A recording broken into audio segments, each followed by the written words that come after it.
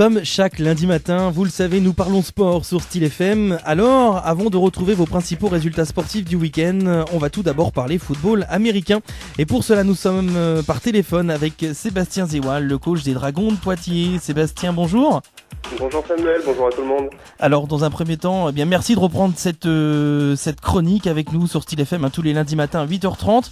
Alors, on va faire un point, si tu veux bien, sur l'intersaison. Il y a eu un grand bouleversement de l'effectif. Est-ce que tu peux nous en parler ? Oui, alors c'est quelque chose qu'on avait anticipé il y a déjà 2 ans, où on savait qu'on allait avoir beaucoup de joueurs qui allaient arriver à des fins d'études ou qui allaient avoir des changements dans leur vie professionnelle. Et on savait que c'était pour beaucoup notre dernière saison avec eux. Et ça s'est cumulé en plus avec des départs qui, eux, n'étaient pas prévus, mais aussi pour des changements de vie professionnelle pour la plupart. Ce qui fait qu'on a eu 14 départs sur 30 joueurs et on s'est retrouvé environ avec une quinzaine d'anciens, dont seulement 12 joueurs qui ont été titulaires à leur poste la saison dernière. 14 départs, c'est assez conséquent. Est-ce qu'il y a des départs que vous regrettez au sein des Dragons ? Oui, tous, les 14 départs, on les regrette tous. Après, ils ont plus ou moins d'impact sur le terrain en fonction de l'expérience du joueur, quelle était son expérience ou son degré de performance sur le terrain. Mais on regrette de toute façon tous les départs. On préfère pouvoir construire un effectif sur le long terme. Et puis on a à peu près tout le monde est sympathique. C'est dommage de voir les gens s'en aller, mais c'est des fois parfois sympa de les voir continuer à évoluer aussi dans leur nouveaux projets. Donc vous repartez avec une équipe un peu neuve et vous avez commencé les premiers entraînements. Comment ils se passent ces entraînements ? Alors ça se passe plutôt bien. On a été assez surpris de la qualité du recrutement, aussi bien en qualité et quantité. Ce qui fait qu'on a récupéré 7 joueurs qui ont une expérience préalable. En plus on a une quinzaine de joueurs qui sont venus s'ajouter au groupe et dont la moitié, il y avait déjà une expérience. Donc c'est vraiment, c'est inédit. C'est la première fois qu'on a une telle arrivée de qualité et quantité. Alors même s'il va falloir remodeler tout ça pour que ça prenne forme, que tous les joueurs se mettent au diapason, découvrent nos systèmes de jeu. Et ça va être beaucoup de travail, mais c'est une très bonne voie. Ça va le faire. Est-ce que tu peux nous parler de votre poule ? Alors pour la poule, on retrouve les Lions de Bordeaux, qui nous ont battus 3 fois, 3 courses, très très courtes défaites la saison dernière. On les retrouve, ils vont être les favoris de la poule, puisque a priori j'ai pas entendu chez eux de grands bouleversements d'effectifs, même si il y en a peut-être eu quand même. Mais normalement c'est l'ultra favori. Ensuite on aura les Phoenix de Limoges. C'est l'équipe, je pense que ça peut être l'équipe surprise de Limoges, l'équipe dont il faut se méfier en tout cas. Ils ont eu aussi un bouleversement, ils ont eu un changement de joueur eux aussi ?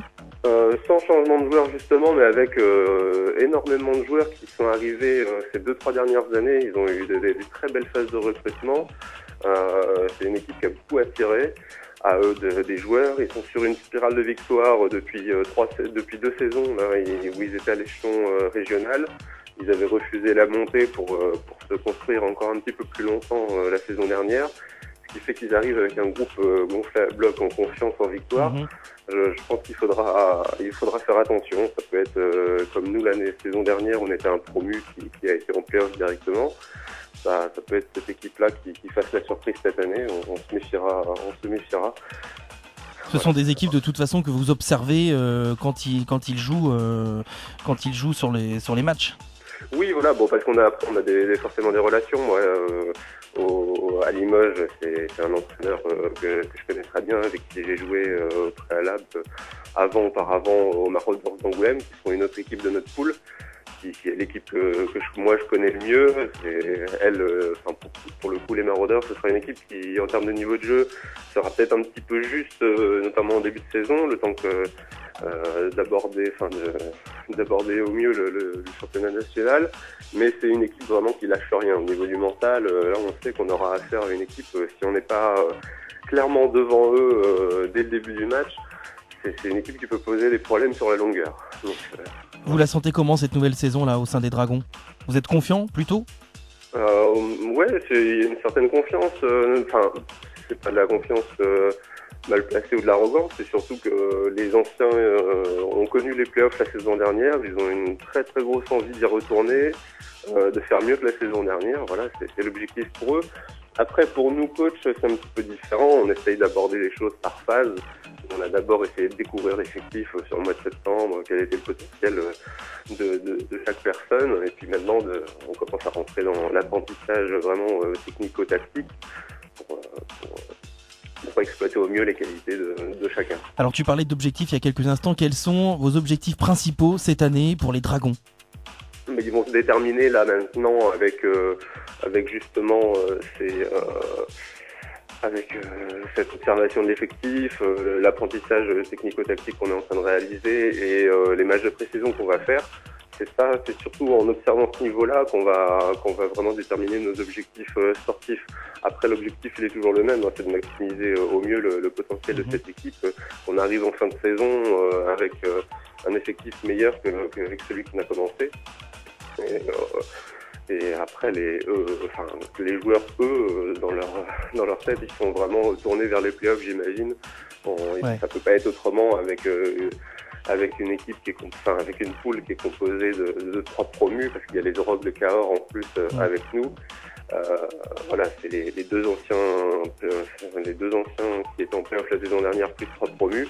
Alors même si ça veut rien dire, sur le papier, on a forcément une étiquette de favori, donc on essaiera de répondre du mieux possible à ce statut. Alors pour conclure cette chronique, est-ce qu'on peut faire un point sur les prochains matchs qui vont avoir lieu ? Alors le prochain match sera le 8 novembre à Poitiers, le dimanche 8 novembre 14h au stade de Beaulieu à Poitiers. Et ensuite on se déplacera pour un autre match de pré-saison le 13 décembre. Alors on peut toujours pas connaître les équipes malheureusement, on en avait parlé la semaine dernière, Oui. Tu peux toujours nous donner aucune info là-dessus ? Oui, non, j'ai pas d'infos. Alors parce que je connais pas encore l'équipe, j'ai pas de certitude encore sur l'équipe qu'on va recevoir le 8 novembre. Et pour notre déplacement, il a été décidé de ne pas communiquer sur le nom de cette équipe. Bon bah écoute, tant pis, dommage, mais en tout cas, donc rendez-vous pour les prochains matchs des Dragons. Merci Sébastien d'avoir été avec nous ce matin. On se retrouve lundi prochain. Merci beaucoup.